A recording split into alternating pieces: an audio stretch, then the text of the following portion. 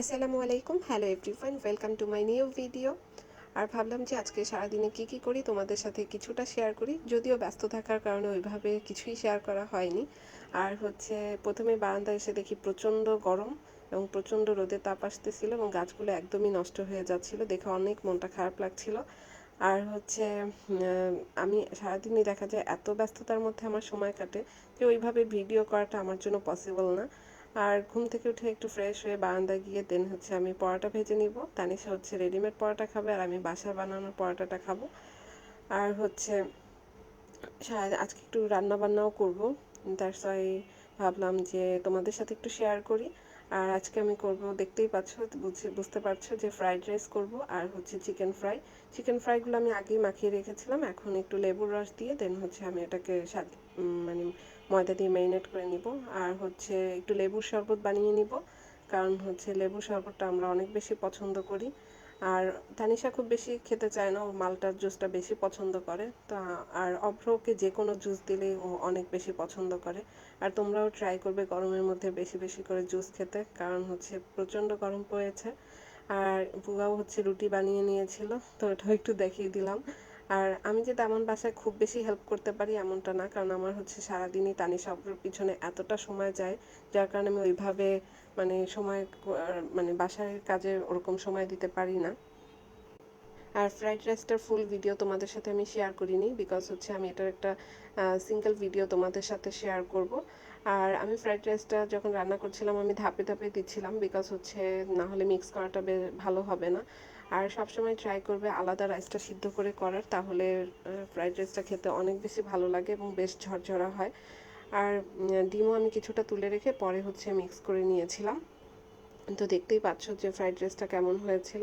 আর খেতেও কিন্তু অনেক বেশি ভালো হয়েছিল, সবাই অনেক বেশি লাইক করেছিল। আর আমি যে চিকেন ফ্রাইগুলো ম্যারিনেট করে রেখেছিলাম ওইটাকে এখন ময়দা দিয়ে আমি মিক্স করে নিব।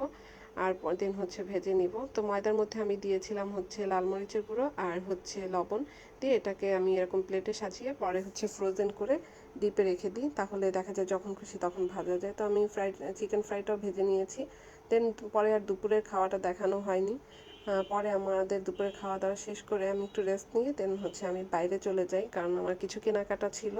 দ্যাটস ওয়াই, কিন্তু আমার একদমই বের হতে ইচ্ছা করছিল না, কারণ বাইরে প্রচণ্ড গরম ছিল, মনে হচ্ছিল যে আমার মুখ পুরো পুড়ে যাচ্ছিল। তো আমার যেহেতু বাসার কাছেই, তো দৌড়ে গিয়ে কিছু জিনিস নিয়ে আসলাম। আর আমার একটা প্রবলেম আমি যাই একটা কাজে, কিন্তু গিয়ে করে আসি অনেকগুলো কাজ, কারণ মনে হয় এটা লাগবে ওইটা লাগবে। আর রাতের দিকেও আমি কিছু রান্না বান্না করেছি, রোস্ট আর সেমাই। তো এত কিছু দেখানো পসিবল হয়নি। যখন আমি রোস্ট রান্না করেছিলাম তখন আমি লাইভে গিয়েছিলাম, যার কারণে এগুলো আর দেখানো হয়নি। আর আমার অন্য ভিডিওতে তোমরা রোস্ট রান্না দেখেছো।